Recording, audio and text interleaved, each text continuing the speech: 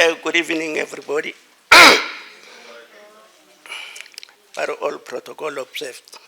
Director, the doctor, I'm not going to mention, my voice is gone. We are all winners, ne? In this program, we are all winners. The fact that you have come to KZN, it means you are a winner. And those of you who are staying here, the fact that you have come to play host to your peers from other provinces, it means you are a winner.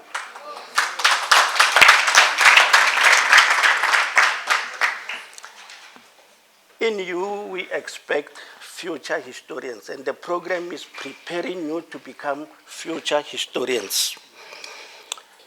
And then we are proud of you because now we are going to have historians. They say, history is knowledge, and there is no knowledge which is not historical. All knowledge is historical, and all reality is historical. We used to say this thing that we call the future, it does not exist.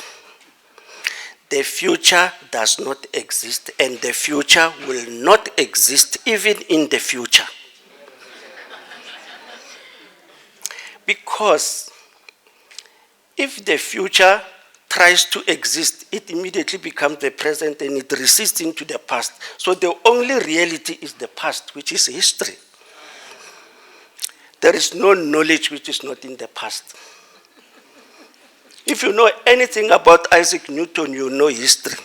You know anything about Pythagoras, you know history. So all reality is historical and all knowledge is historical knowledge. So those who do not remember history are doomed to repeat it.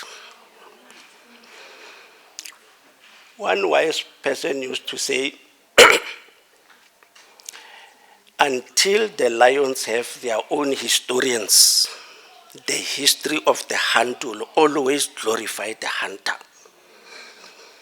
Now we are happy we are going to have our own historians. The subject that had been neglected since the dawn of democracy, it only dawned to the powers that be that they've ignored the most important subject. It's only now that they are planning to make history a compulsory subject in basic education, because they realize that we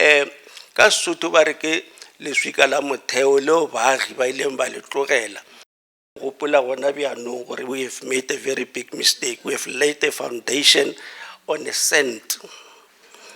Because every politician, if he takes to the podium, he talks history.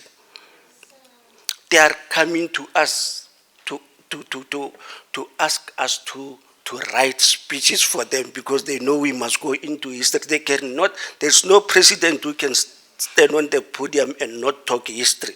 If he wants to be re-elected, he needs to remind you. There's just no one. Because when a person speaks, he must speak knowledge, isn't it? So what kind of knowledge will he speak if he does not speak history? Now, we encourage all of you who are who are participating in the program to go on and become historians. Even if you are doing maths and science, you must go on and become an historian after you have passed matric. You don't only have to be a doctor or what, just be interested in what happened. Because history is basically what happened. But you can become, you know, it is very easy to become a doctor because most of you in high school, you are doing many subjects. I don't know how many subjects they are doing now because they have now added life orientation, they've added so many. So in high school, if you pass matric, you must know you can be anything. Because we have passed so many subjects, and when you go to the university, you are not going to do those many subjects in your first year. You are going to do a few. You might even do 4 in your course 1. And when you go to course 2, you are going to may even do 3, because we talk measures. I'm not talking about any other, I'm talking the measures. And if you go to course 3, you are going to do 2. And then you get your BA or whatever. And then when you go to honors, you choose one of the 2 measures, you do honors in it. So you are going to do 1. Now, the higher you go, the simpler and the easier it gets. You're going to do just 1 subject. From matric, you were doing 7 or 8. But then you go to honors, then you do just 1. And when you go to masters, you just do a paragraph. Just a paragraph, then you have got masters.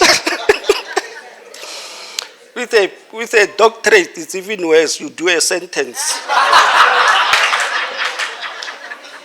It's just a sentence. Then they say you are a doctor. Yes. The higher you go, the easier it gets. Now, would like to advise you to do the following. Number 1, actually I'm going to make this recommendation that all learners that come to the national finals must come with their own teachers, with the educators who have guided them. And the educators must also participate.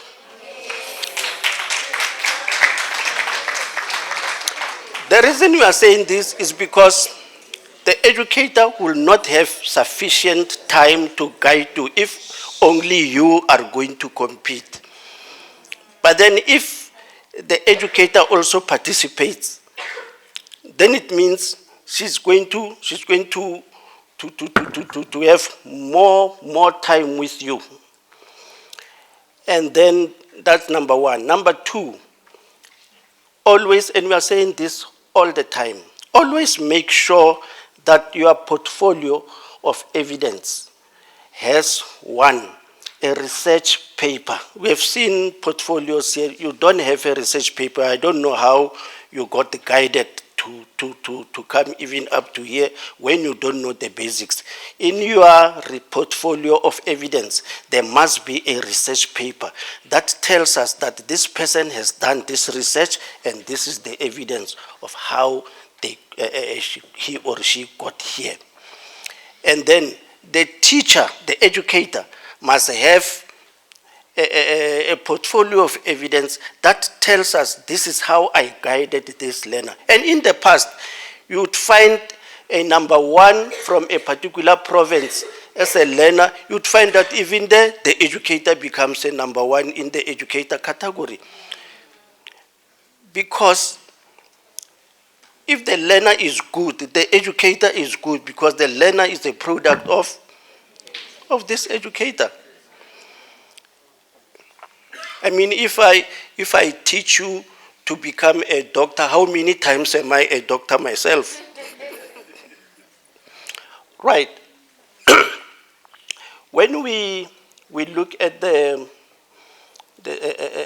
your performance, this time it is 50% portfolio and 50% presentation.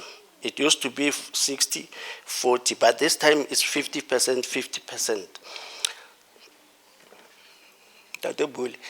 Some people are very good presenters, but when you look at the portfolio of evidence, it's bad. Some are well done, but the research paper is not there. If it's there, it's just confusion.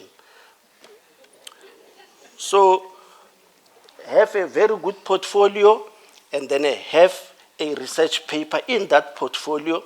Once it is not there, don't even want to come here, because you'll never get position 1. Those are the sort of things we are looking at. And then, in your presentation, it must be clear that this portfolio was researched, was done by you. We must see you in the portfolio of evidence. We must see you as you present, that you are the person who did this. But this one we cannot emphasize it even more. Next time, please let us have educators with their learners all participating, because we have got very few educators now and we have got more learners. Where are the people who guided you? If they are here, but why are they not participating? Because we want them to tell us how they guided you. As simple as that.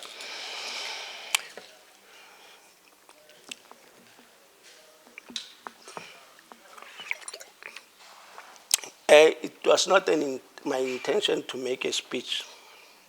It's very late now and people are hungry. I hope I'm going to see most of you next year, and I'm promised that we'll be coming here again. But then, those who are in grade 11, unfortunately, you won't be, they say you don't have the second time to make the first impression. So you are in grade 11, next time you are in grade 12, we don't expect you. And if we wish you to come here, it means we say you must fail grade 11. But those that are in grade 8, grade 9, and grade 10, this is a learning curve. Next year, you'll do better than this. You still have a chance to do better than this. So we expect even better quality come next year. Thank you very much.